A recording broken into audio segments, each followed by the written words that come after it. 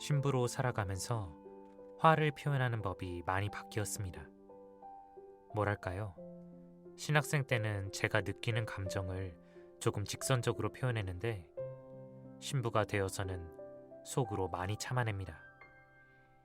여기서 참는다는 것은 제가 성장했기에 이루어낸 태도라기보단 자신의 행동에 대해 눈치 봄으로써 만들어진 인내라 생각합니다. 제가 화를 냈을 때 일어나는 주변 반응들을 더 신경 쓰기 시작했다는 것이죠. 이것이 그리 건강한 방법이 아니라는 것은 알고 있으나 성장이라는 계단 위에서 제가 서 있는 위치를 부정할 순 없습니다. 살아가면서 화를 내지 않는 사람은 없습니다. 누군가를 미워하지 않으며 살아가는 사람도 없습니다. 누군가에게 상처받지 않는 사람도 없습니다. 하지만 그럼에도 우린 살아가야 하고 이 살아가는 과정의 모습이 그리스도인다운 건강함을 유지하는 것도 알고 있습니다. 신부의 책장 시즌 3번째를 여는 첫 번째 도서는 미움이 그친 바로 그 순간입니다. 이 작품은 이미 너무나도 많은 신자분들께 사랑받고 있는 송복모 신부의 저서입니다. 20년도 더 된 책인 상처와 용서의 개정 증보판인 오늘의 도서는 영성적인 관점의 미움과 상처, 그리고 용서뿐만 아니라 심리학자와 정신치료자들의 학문적이고도 탄탄한 이론을 함께 또 쉽게 소개하고 있습니다. 머리글에서 설명하듯 작가의 저서 동기는 이 책을 통해 독자들이 상처와 용서에 대하여 좀 더 깊고 폭넓은 이해를 갖게 하며 더욱 넓은 지평을 열 수 있기 위함입니다. 그렇다면 어떠한 방법으로 우리 마음 안에 굳게 닫힌 상처와 용서의 문을 두드려주고 있는지 함께 귀 기울여 보실까요?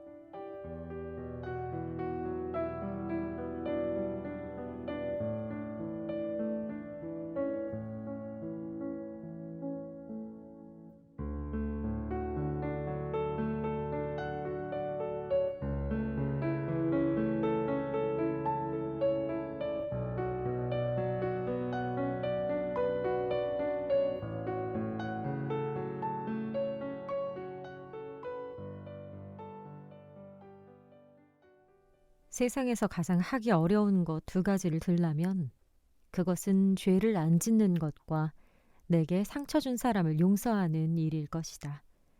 죄를 짓지 않는다는 것은 얼마나 어려운가. 인간이 육신을 지니고 있는 한 죄를 짓지 않을 수 없다. 인간은 흙으로 빚어졌기에 쉽사리 부서지는 존재다. 죄를 안 짓는 것만큼이나 어려운 것은 용서하는 일이다. 우리 모두는 용서한다는 것이 얼마나 어려운 일인지 체험으로 안다. 인간이 아닌 다른 피조물은 자연 그대로 살다가 아무 원한도 남기지 않고 사라진다. 그런데 인간만은 그렇지 못하다. 용서할 수 없는 상처를 가슴에 안고 살다가 그대로 죽어간다. 왜 용서하기가 어려운가? 복합적인 이유가 있을 것이다. 나에게 상처 준 사람이 분명 잘못했는데 어떻게 용서할 수 있는가 하는 물음이 올라오기 때문이다. 나에게 상처 준 사람을 용서하면 이 세상에는 더 이상 정의가 존재하지 않는다는 생각이 들기 때문이다. 나에게 상처 준 상대방을 용서한다는 것은 마치 상대방의 잘못된 행위를 인정해 주는 것 같아서 용서할 수 없다. 나에게 상처 준 상대방을 용서하면 그 사람은 아무 죄의식 없이 살아갈 텐데 공연히 남 좋은 일만 시키는 것 같아서 도저히 용서할 수 없다. 나에게 상처 준 상대방을 용서해주면 내게 벌어진 비극을 되돌릴 길이 없다. 위에 언급한 이유들을 제쳐두고라도 자존심이 용서를 허락하지 않을 것이다. 용서해주면 내 자존심을 회복할 길이 없다고 보기에. 용서가 그토록 어려운데도 왜 수많은 성인이 용서를 강조한 것일까? 그것은 주님께서 그리스도인으로 부름받은 우리에게 무조건 용서할 것을 권고하시기 때문이다. 하느님께서 그리고 예수님께서 우리에게 무조건 용서하시라는 까닭은 무엇인가? 하느님 나라는 용서의 나라이고 하느님 나라의 통치 방식은 용서로 이루어지기 때문이다. 이 점은 구원 사업의 정점이었던 십자가 사건에서 잘 드러난다. 예수님은 십자가 위에서 피를 흘리며 죽어가시면서 하느님께 이렇게 기도하신다. 아버지, 저들을 용서해 주십시오. 저들은 자기들이 무슨 일을 하는지 모릅니다. 용서가 쉬운 일은 아니다. 인간의 힘만으로는 용서가 사실 불가능하다. 하지만 용서는 주 예수께서 이미 2000년 전에 이루신 일이다. 주님이 용서의 길을 걸어가셨기에 우리도 주님의 도움으로 용서할 수 있다. 이렇게 종교적 행위로 용서하겠다고 결심한 다음에는 구체적으로 하느님과 예수님께 도움을 청해야 한다. 원수를 용서하게 해달라고, 상처의 아픔을 낫게 해달라고 도움을 청해야 한다.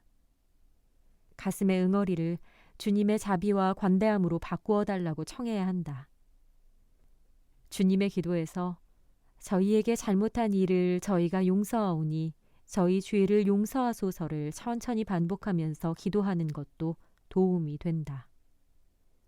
주님의 기도만큼 간결하면서도 의미 깊게 용서를 가르쳐주는 기도문은 없다. 제2차 세계대전이 끝난 지 10년이 지난 후 미국 평화봉사단원들이 폴란드 그리스도인들과 독일을 방문했다.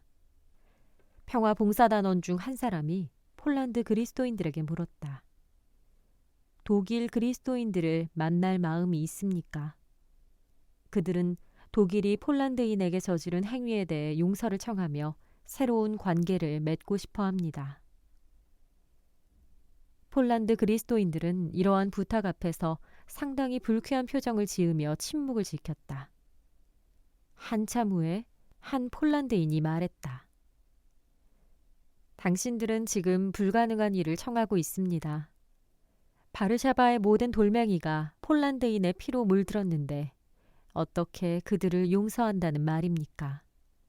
그들이 평화봉사단원들과 헤어지기 전에 주님의 기도를 함께 드리게 되었다. 오늘 저희에게 잘못한 일을 저희가 용서하오니 저희 죄를 용서하시고 부분에 이르게 되었을 때 모든 폴란드 그리스도인이 기도를 멈추었다. 잠시 긴장이 흘렀다. 한 사람이 격하게 외쳤다. 나는 당신들에게 그렇다고 대답해야 합니다. 더 이상 주님의 기도를 할 수 없습니다. 인간적으로 말하면 나는 용서할 수 없지만 하느님이 나에게 힘을 주실 것을 믿습니다. 나는 나의 원수, 독일인들을 용서합니다. 사람들은 대부분 자기 불행의 원인이 다른 사람이나 환경에 있다고 생각한다. 옛말에 못되면 조상 탓이고 잘되면 다 내가 잘난 탓이다. 또는 서툰 춤꾼은 고르지 않은 바닥을 탓한다는 말이 있듯이 인간은 자기 삶에 대한 책임이 자기에게 있다는 사실을 잊어버린다. 내 상처가 다른 사람 때문에 생긴 것은 사실이다. 하지만 그 상처 때문에 불행하게 사느냐, 그렇지 않느냐 하는 선택은 내 책임이다. 하느님은 훗날 천국에서 이렇게 말씀하시지 않을 것이다. 얘야, 너는 정말 그 몹쓸 사람을 만나 고생을 많이 했다. 내가 형편없이 살고 내 인생을 함부로 굴렸던 것은 다 그 사람 탓이지 내 책임은 아니다. 오히려 이렇게 말씀하실 것이다.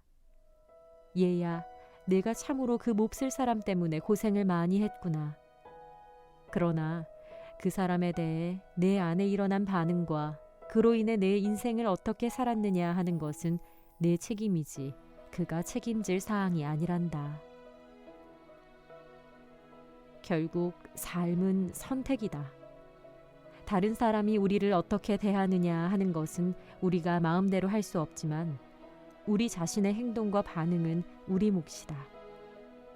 달리 말하면 아무리 상처를 받고 고통스러워도 삶을 대하는 태도만은 우리가 선택할 수 있다.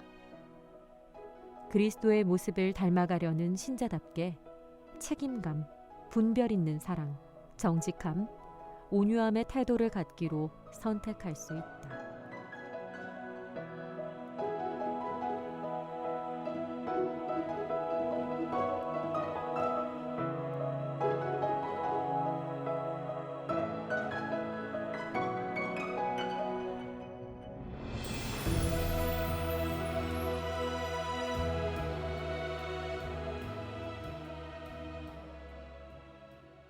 미움이 그친 바로 그 순간이 나온 지 10년이 넘었고 개정 증보판 전 도서인 상처와 용서가 나온 것은 이보다 10년이 더 되었으나 저를 포함한 많은 사람들이 아직까지도 미움의 감정에서 자유롭지 못한 것을 보니 이 숙제는 참으로 풀기 어려운 것 같습니다. 오늘 책의 일부를 발췌한 내용을 들으시면서 어떤 분들은 이렇게 말씀하실지도 모르겠습니다. 아니, 그래서 이게 현실적으로 가능한 일이야? 결국 종교의 힘으로 이겨내라는 거 아니야? 네, 충분히 그러실 수도 있습니다. 그래서 이후의 내용들에는 보다 구체적으로 용서하기 위한 방법을 소개하고 용서에 대한 오해들도 풀이해 줍니다. 나아가 나름 현실적인 범위 안에서 용서에 관한 자세를 언급하기도 하고 정신의학적인 전문 지식들을 바탕으로 우리가 갖추어야 할 자세들도 작가는 설명합니다. 이 부분들이 궁금하시다면 종이책을 구매하셔서 한 번쯤 정독해 보셨으면 좋겠습니다.